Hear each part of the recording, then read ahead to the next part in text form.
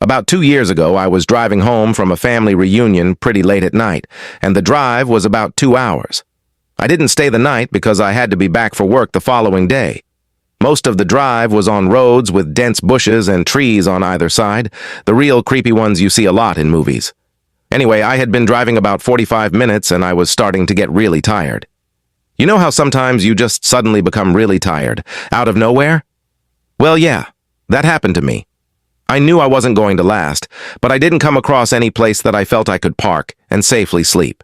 Anyway, after it became clear to me that I wasn't going to find a place to pull up and my tiredness wasn't going away, I did something very questionable.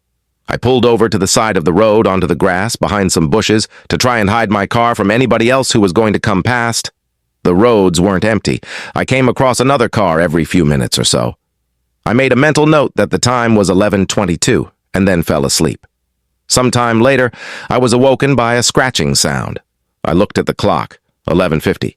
The sound stopped after a few seconds, and because I was still extremely tired, I didn't bother looking around and simply went back to sleep. I was later awoken by the same sound, and it was now 12:40. This time it really freaked me out because the sound didn't stop. The thought ran across my mind that it was just an animal inspecting the car. But why would it return almost an hour after it had left the previous time? I looked in my rearview mirror and just managed to catch a glimpse of something running away into the forest. Now, at the time, I thought it was the damn hook killer. You know, the one that scratched that couple's car and then slaughtered the guy when he got out to investigate?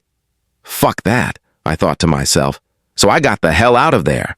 There was a bend no more than 100 yards up the road, and as I came around it, there was a fucking car, parked off to the side of the road with the driver's side door opened. I slowed down just to look to see if anyone was in there. There wasn't. Then I looked in my rear view mirror. I didn't see anything, and all of a sudden, this guy comes sprinting around the corner.